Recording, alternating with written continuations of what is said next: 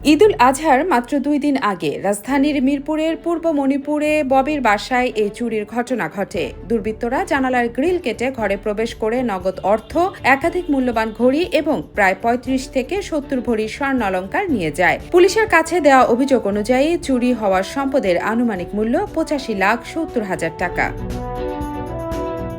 বৃহস্পতিবার সামাজিক যোগাযোগ মাধ্যমে এক আবেগঘন পোস্টে বিষয়টি প্রকাশ্যে আনেন ববি। তিনি জানান, চুরি হওয়া স্বর্ণালংকারের বড় অংশই ছিল তার প্রয়াত বাবার দেওয়া স্মৃতি। শুধু সম্পদ নয়, এর সঙ্গে জড়িয়ে ছিল পরিবারের অসংখ্য আবেগ আর ভালোবাসা। ববি লেখেন, জীবনের অর্থের চেয়ে স্মৃতির মূল্য অনেক বেশি। বাবার দেওয়া সেই স্মৃতিগুলো হারানোর কষ্ট ভাষায় প্রকাশ করার মতো নয়।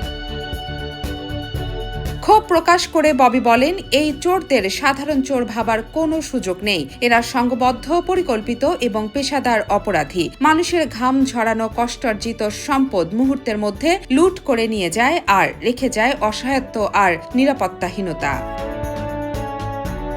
ঘটনার পর গত 27 মে ববির খালাতো ভাই আব্দুল কাদের ভূঁইয়া কাফরুল থানায় লিখিত অভিযোগ দায়ের করেন। অভিযোগের ভিত্তিতে তদন্তে নেমে আইনশৃঙ্খলা রক্ষাকারী বাহিনী এখন পর্যন্ত ফারুক নামের এক ব্যক্তি ও তার স্ত্রী সহ মোট 3 জনকে গ্রেপ্তার করেছে এবং 4 ভরি স্বর্ণ উদ্ধার করেছে।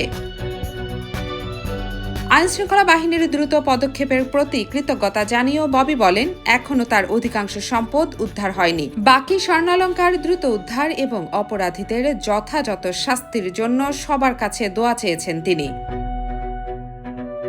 উল্লেখ্য, এবারের ঈদুল আজহায় ববি অভিনীত অ্যাকশন থ্রিলার সিনেমা তছনছ দেশের প্রেক্ষাগৃহে মুক্তি পেয়েছে। পরিচালক বদিউল আলম খোকনের এই সিনেমায় তার সঙ্গে প্রধান চরিত্রে রয়েছে মুন্না খান ও মিশা সওদাগর। ATV USA news desk. ATV USA বিশ্বজুড়ে বাঙালিয়ানা।